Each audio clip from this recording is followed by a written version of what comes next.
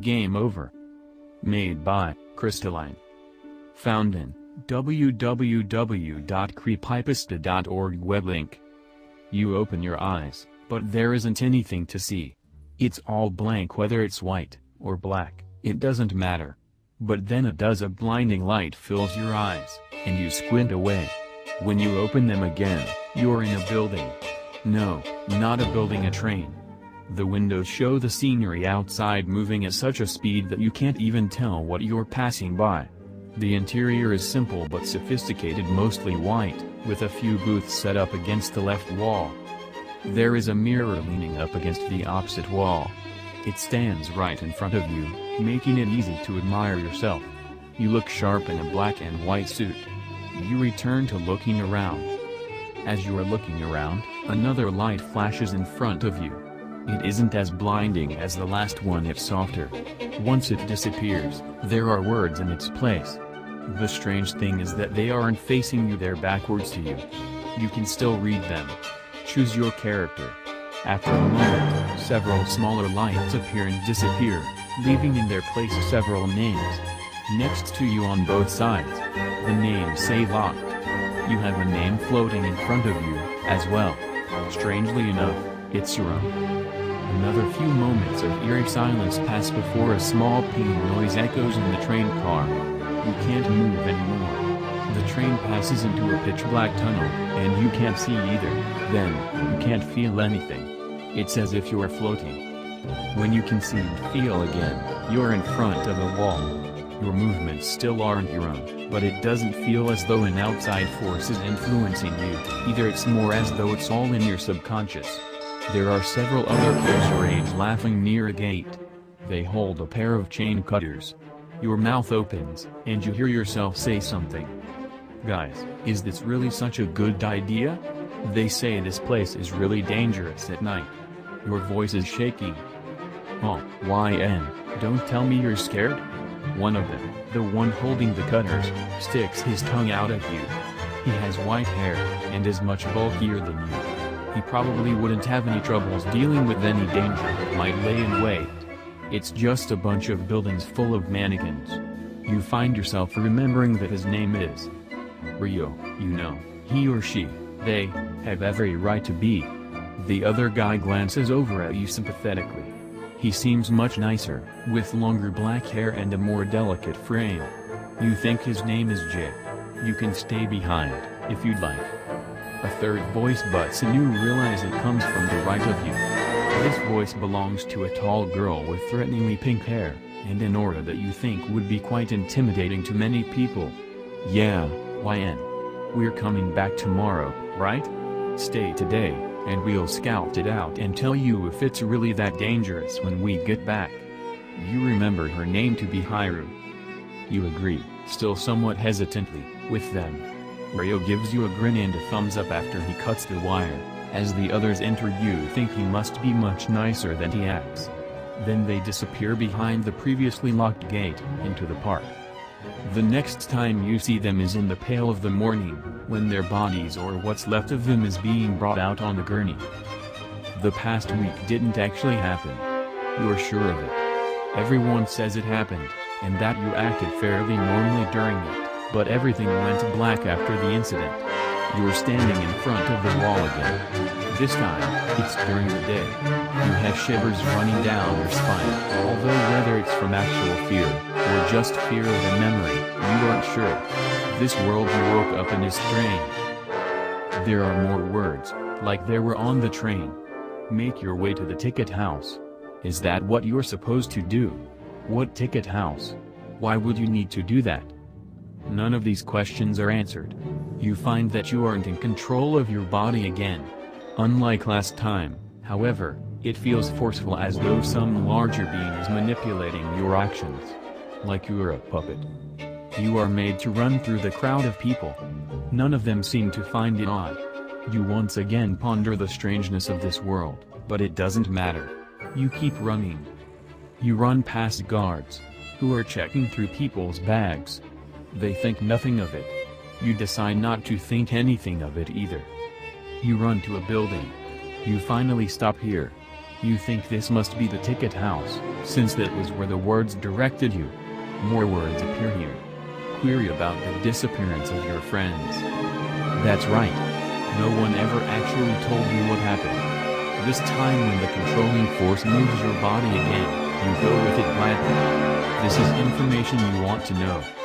You open the door and walk inside. It's empty. You've heard about this place. You think that it's the only building in this entire park full of humanity. It's wrong. The only other person is a bored-looking lady behind the desk. She wears glasses and has a large stack of papers in front of her. You walk up to her. She barely noticed the presence at first.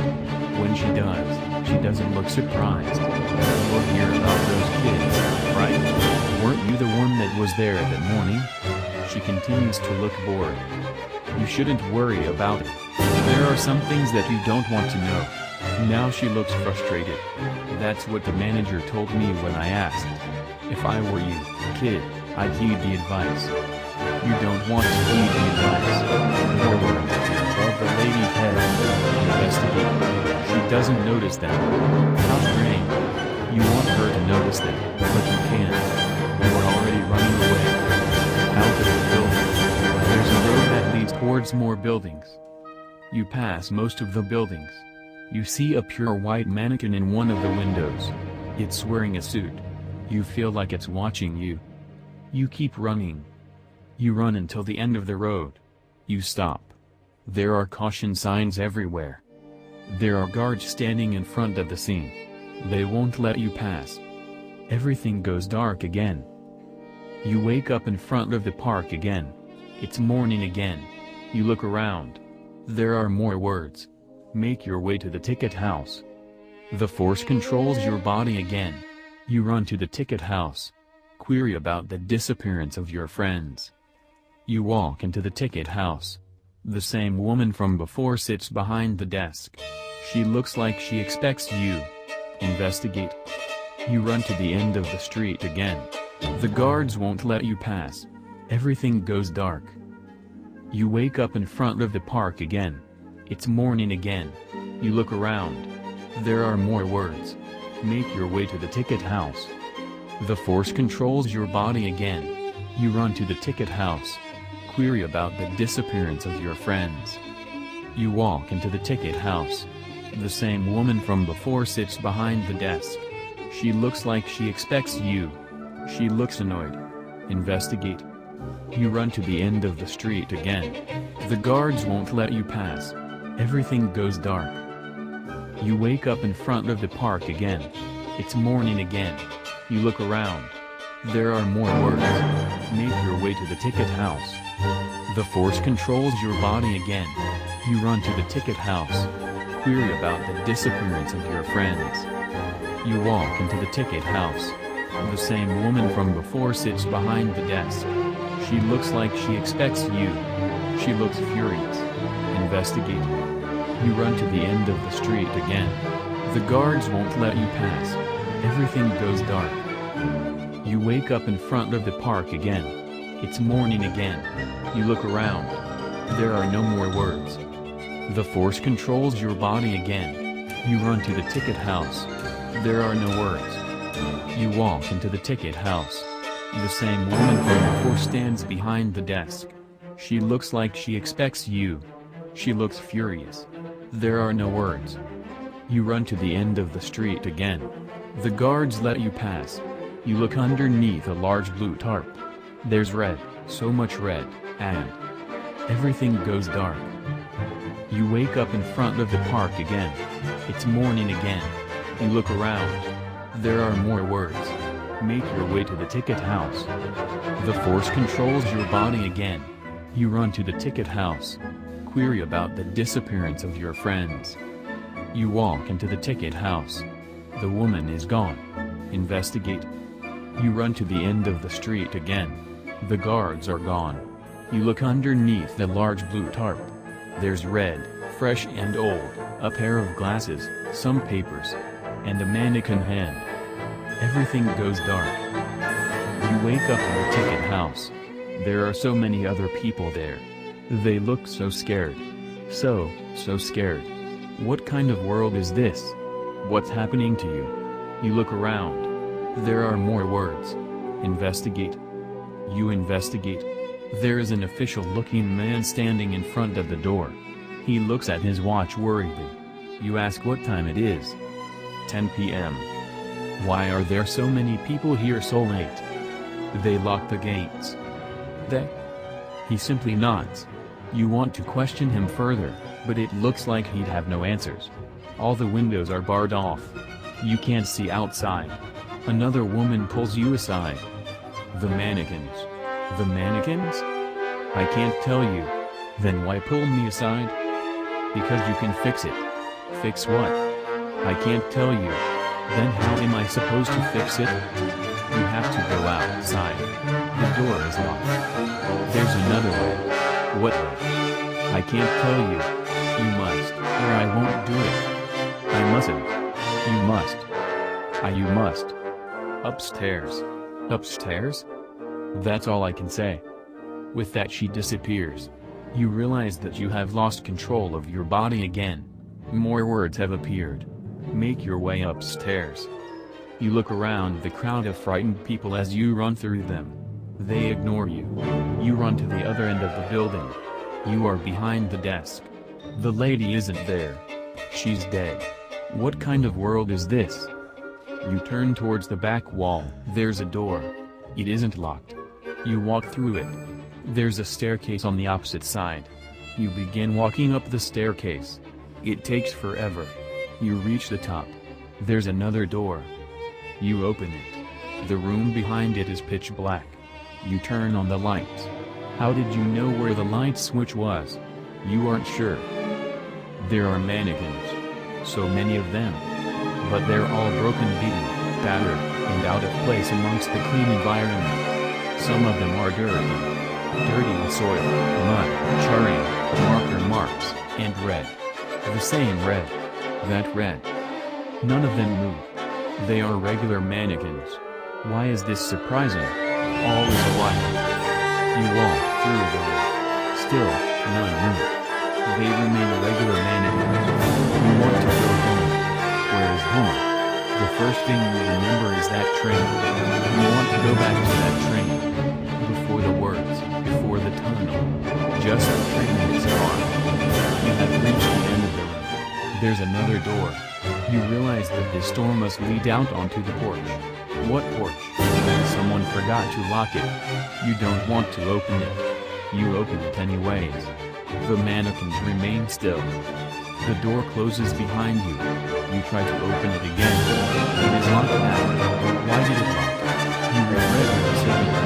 Outside, it's eerily quiet. You don't like it. Why do you keep moving forwards? You don't want to move.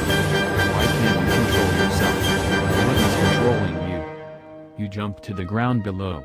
Somehow you remain unbroken. There is nothing there but the faint light seeping outside from the ticket house.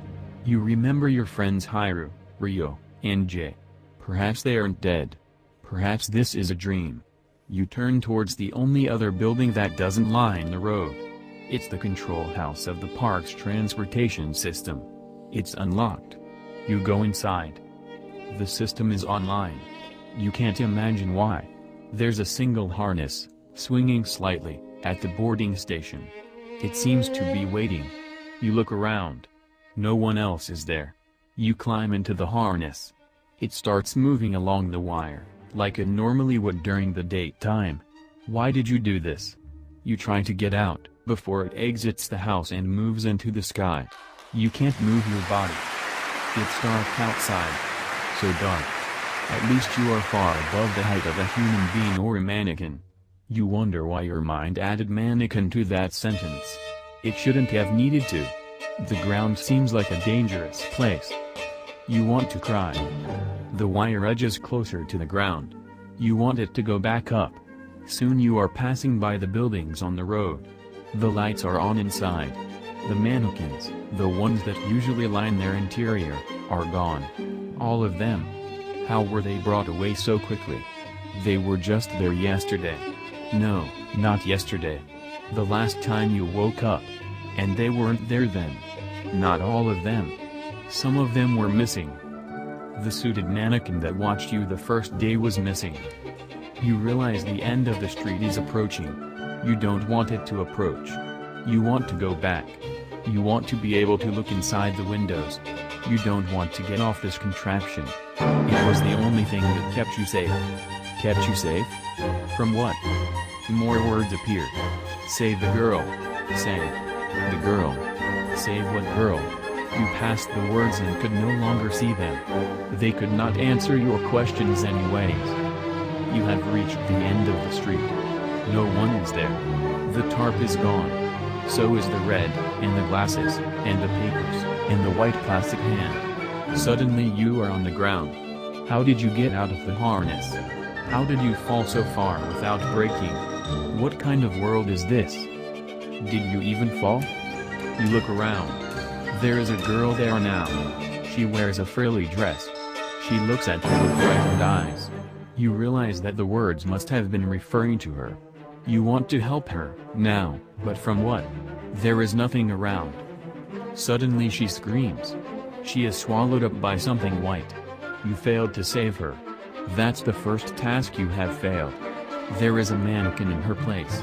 It wears a frilly dress. It's looking at you. You can tell.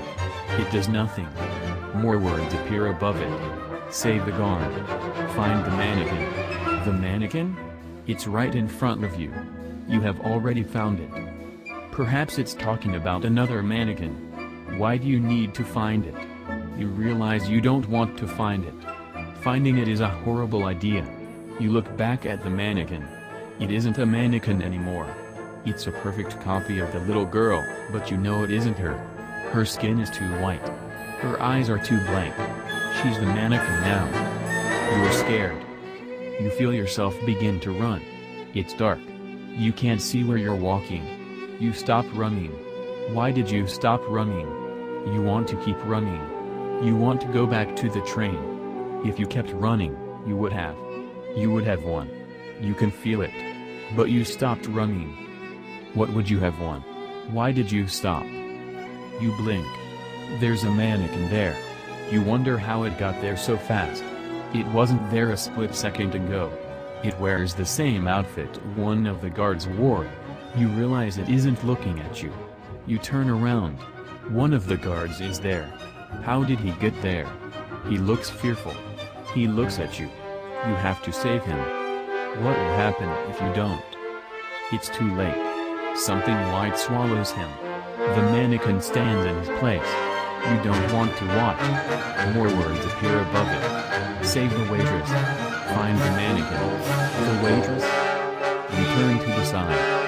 You already know what happened. If you look back at the mannequin, he would be a white-skinned replica of the man. You don't want that to happen to anyone else. A bell sounds midnight. It's dark. You enter the closest building. Its lights are on. A lady stands there. She looks like she's hiding from something. She wears a typical waitress garb.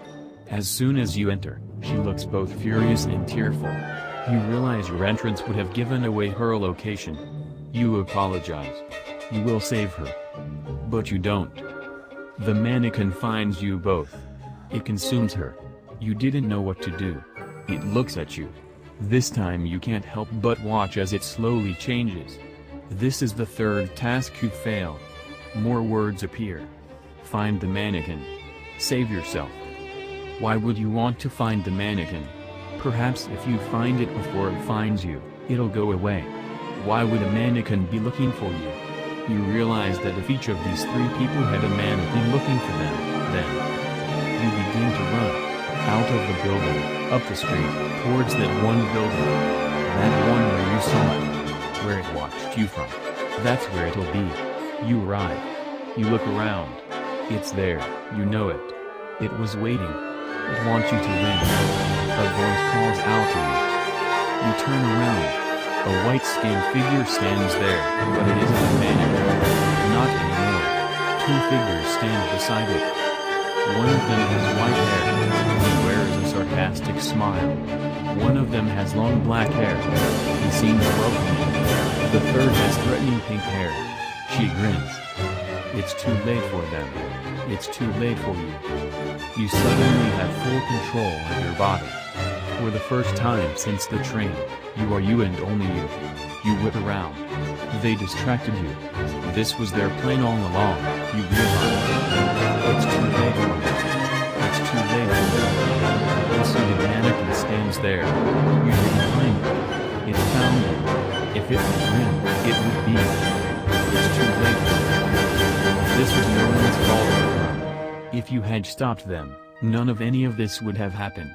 The mannequin approaches. It's too late for you. You scream. Red is all you can see. That, and 2 words. The words, it was all in the words, you realize. Pain. So much of it. What is this world? Why were you in it? Could you really have stopped any of it? Soon the pain fades away. You are the mannequin now, you realize. You don't mind too much. You can still see the words. Game over.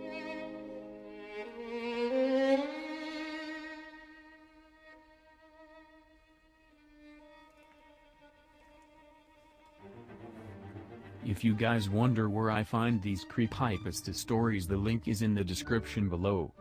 If you enjoy the video, please leave a like and subscribe. And as well share this video to your friends. Thank you.